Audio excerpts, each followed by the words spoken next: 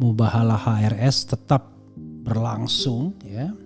Kemarin terkait dengan Sambo dan kini terkait dengan Kanjuruhan. Semuanya mengarah kepada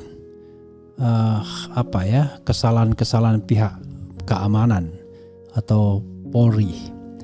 Jadi bukan hanya soal hal-hal mubahalanya yang penting, tetapi bagaimana kita berefleksi sebagai sebuah bangsa agar kita berlaku adil dan tidak memperlakukan orang secara tidak adil, apalagi sampai menghilangkan nyawa. Ini concernnya ke sana ya.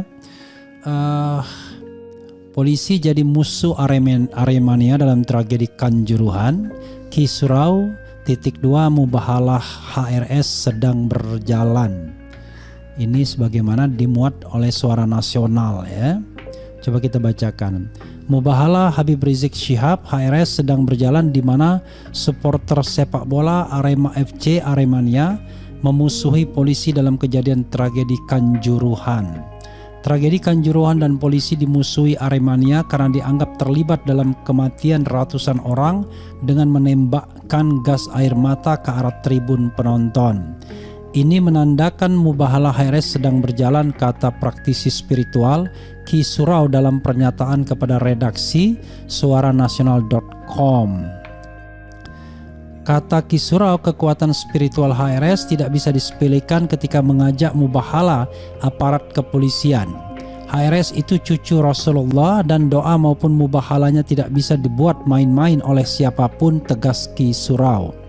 Kekuatan spiritual HRS, kata Ki Surau, terlihat ketika dihujani gas air mata dalam demo Ahok, namun pendiri FPI itu tidak tumbang.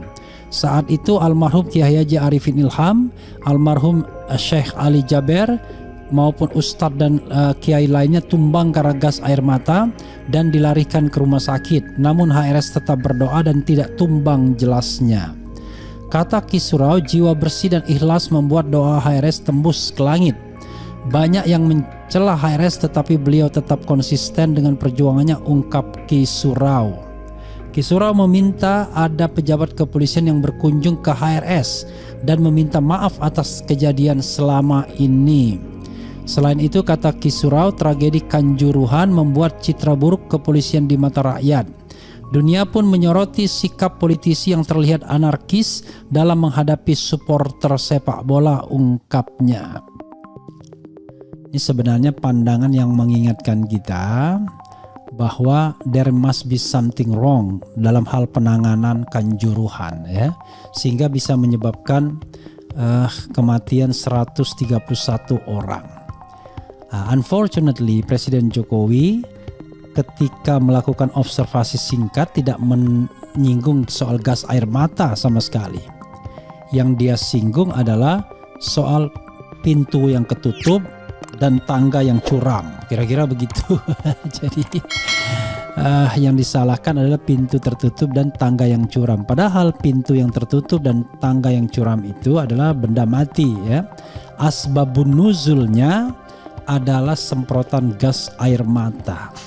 Padahal ya, seandainya katakanlah polisi misalnya yang banyak itu berkonsentrasi saja pada penonton yang mau mendekati kubu pemain ya, pemain dan pelatih, maka sesungguhnya barangkali tidak terjadi apa-apa. Tapi karena gas air mata ditembakkan kemana-mana, maka terkesan seperti ada yang memerintahkan atau ada keasikan sendiri ketika menembakkan gas air mata. Padahal mayoritas penonton di tribun itu adalah penonton yang sebenarnya tidak ingin juga ke lapangan. Mereka hanya ingin pulang atau ya sekadar menunggu giliran untuk keluar stadion. Sementara ya hanya kecil saja yang ke bawah. Tapi sekali lagi ya, whatever it is, ini kan soal pencarian fakta nantinya. Tetapi yang jangan lupa ada 131 yang meninggal. Dan 131 yang meninggal itu disebabkan gas air mata. Jadi itu hubungan langsung kausalitasnya. Ya, hubungan langsung kausalitasnya. Jadi jangan sampai kemudian hubungan langsung kausalitas ini ya Ini yang kemudian tidak katakanlah tidak expose, tidak diikutkan di dalam setiap investigasi. Jadi investigasi itu bisa ke hulunya lagi atau ke hilirnya lagi. Tetapi penyebab utamanya adalah semprotan gas air mata itu. Jadi yang lain kan baru berandai-andai. Misal, andai penonton tidak ke stadion, ya, tidak ke bawah, maka tidak akan ada korban, ya kan? Maka kita bisa berandai lebih jauh lagi. Andai tidak ada pertandingan, tidak ada korban. Nanti kita akan jauh lagi. Andai tidak ada Aremania, tidak ada korban.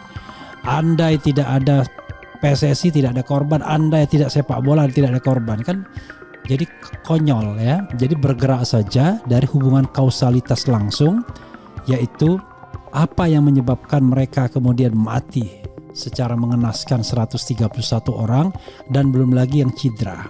Itu dulu yang harus diinvestigasi. Dari sana barulah kemudian kita bisa tarik ke hulunya dan tarik ke hilirnya. Misalnya ke hilirnya lambannya penanganan, ya, tidak antisipatif, pintu stadion tidak segera terbuka dan lain sebagainya.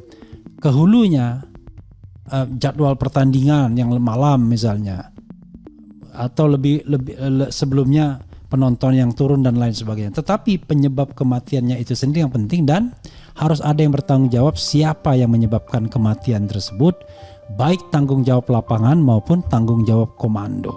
Nah, itu satu hal ya. Hal lain lagi ya, ini Kisura walaupun pandangannya pandangan yang barangkali susah diterima karena spiritual sifatnya, tetapi apa yang dikatakannya tidak salah ya. Perilaku-perilaku aparat yang tidak adil dalam menegakkan hukum, maka akhirnya akan kena ke aparat itu sendiri. Ini kesekian kalinya ya wajah polisi atau penegak hukum tercoreng.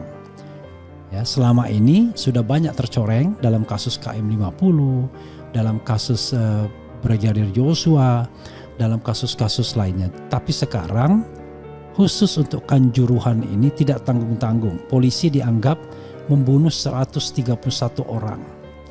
Maka pertandingan di luar negeri ya, fans sebuah klub di Jerman misalnya dan klub di Spanyol mengatakan mereka dibunuh.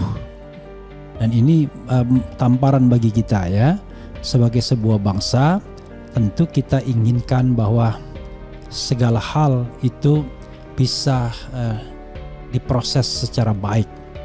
Dan kalau bisa tidak terjadi sebagai tindakan prevention, tapi kalau sudah terjadi maka jangan disalahkan penontonnya, jangan disalahkan massa yang sudah menghidupi PSSI dan menghidupi sepak bola Indonesia, karena merekalah sepak bola bisa hidup.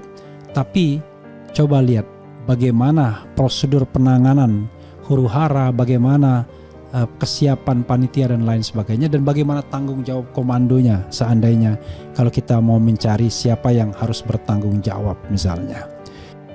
Demikian video kali ini.